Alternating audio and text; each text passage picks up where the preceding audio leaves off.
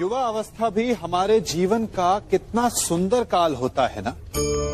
बाहू में बल, मन में कुछ बड़ा कर जाने की चाह, आंखों में भविष्य के सुंदर और कोमल सपने। और इसी अवस्था में मनुष्य के भीतर पनपता है प्रेम।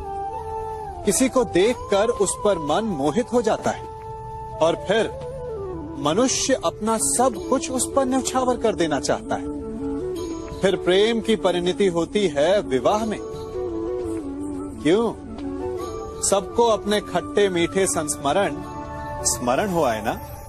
परंतु यहीं से अधिकतर माता पिता और संतान के मध्य विचारों का विरोध प्रारंभ हो जाता है।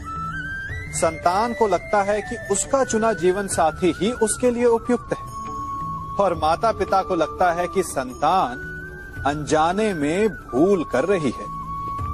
संतान का तर्क होता है कि उसे विवाह किससे करना है, ये उसका अधिकार है। और माता पिता का तर्क ये होता है कि अब भी जीवन साथी चुनने की समझ संतान में है ही नहीं। तो इस अवरोध को काटा कैसे जाए, उचित निर्णय कैसे लिया जाए?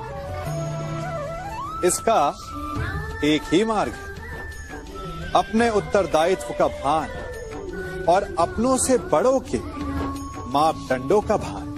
विवाह करने से पूर्व ये जान लेना आवश्यक है कि विवाह केवल अपने प्रेम को पाने का मार्ग नहीं है, अपितु विवाह से जीवन का एक नया द्वार भी खुलता है। और हर नए जीवन के साथ नए उत्तरदायित्व भी होते हैं।